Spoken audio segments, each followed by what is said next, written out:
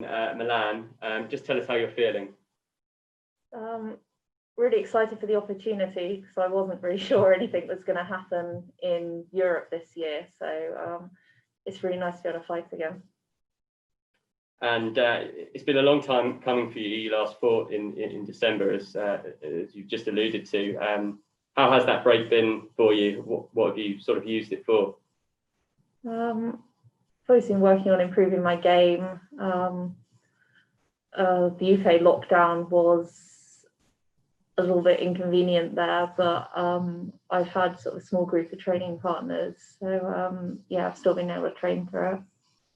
And just finally from me, your last fight was of course a title challenge against Ilima-Lei. What did you learn from that bout, having gone the distance with her in December? Going the distance for me was a big deal, purely because I haven't done a 5-round fight before. So just getting through that, feeling okay, and holding up mentally with fighting in Hawaii, fighting in front of a home crowd, being the other side of the world, all of that, and it didn't really faze me, and the sort of mental resilience there was something really good to take away from it. Gareth? Hi Kate, how are you? Hi. Yeah, you obviously you mentioned December.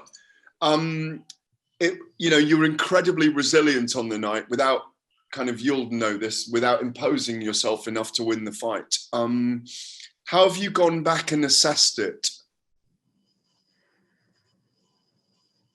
I mean, it's hard because it's just the small difference in the ground game is enough that once she was on top, she was able to stay on top. I think maybe I went in there with the sort of mindset of you don't wrestle a wrestler. That might not have been a good move, because obviously being on the bottom wasn't the chance of me then reversing position and being on top was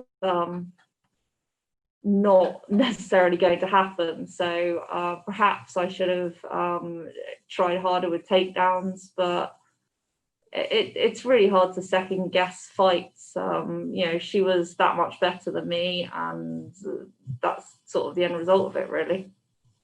With Denise, it's kind of the other way around, that she probably doesn't want to wrestle with you, I imagine. Do you get that sense? Because obviously her stand-up background. Obviously she has got a solid striking background. Noticed that she is maybe a bit more hesitant in her striking against grapplers. So that might help there. But yeah, realistically, I would hope that my ground game is better than hers. Is this, if you can get hands on her, should this be, I don't want to over-egg this, should this be a simple night's work in Milano? I hope so.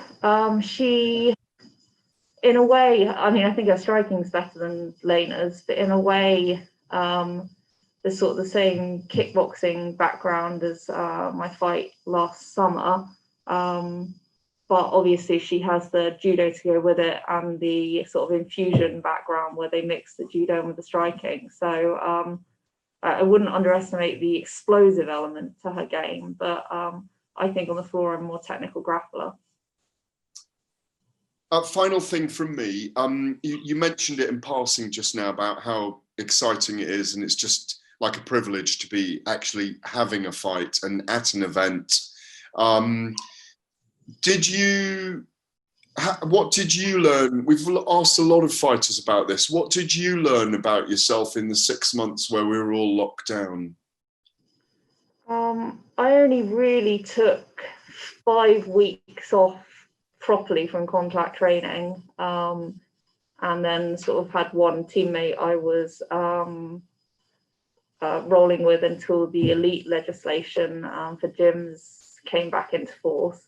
I mean, in hindsight, that 5 weeks was fine. 5 weeks off isn't a big deal in the sort of the grand scheme of things, and it was good for recovery, but not knowing how long it was going to be at the time, that was pretty difficult, really, because I don't take much time off for training, and I like being in the gym, I like coaching, I like being with my teammates.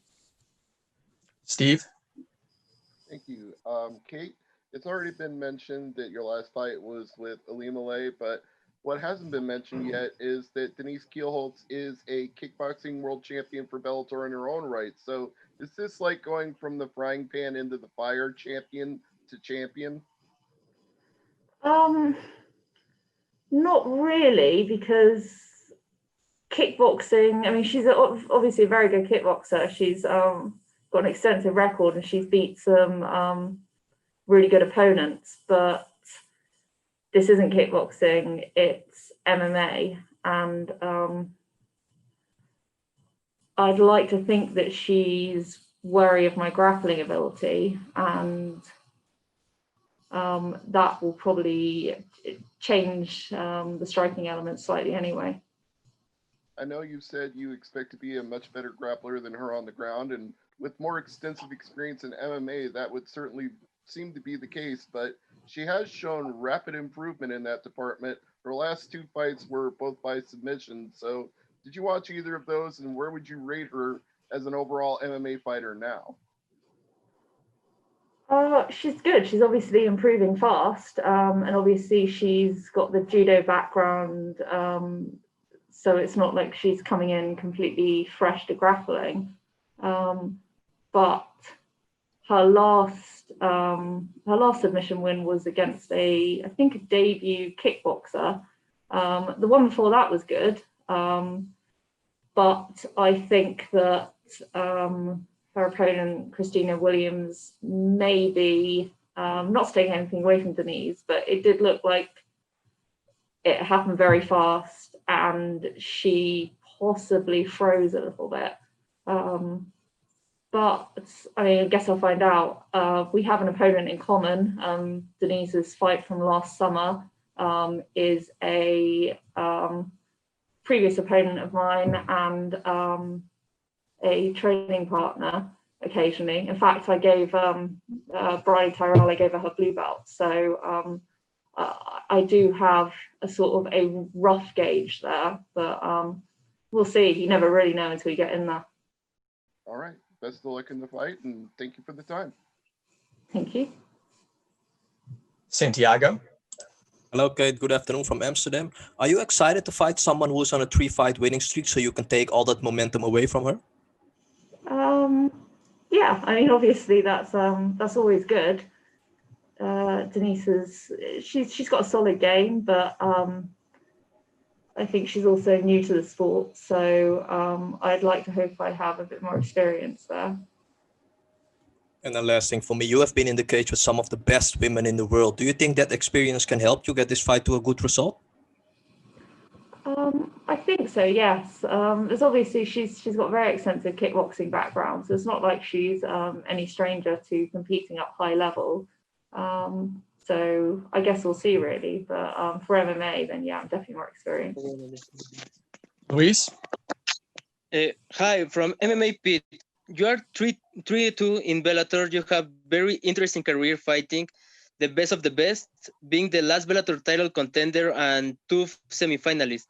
What can you tell us about your career? I mean, I came in here having a lot of fights on the regional scene, and really with Bellator, it's great to have the sort of this platform and the ability to fight good opponents and know that they have a pool of women they can pull from to match me, and that once I'm matched, usually the fight goes ahead, because I spent a very long time sort of desperately trying to find UK and European opponents when there weren't very many around. All right. Thank you very much for the time, Kate. Good luck the rest of the week. Thank you.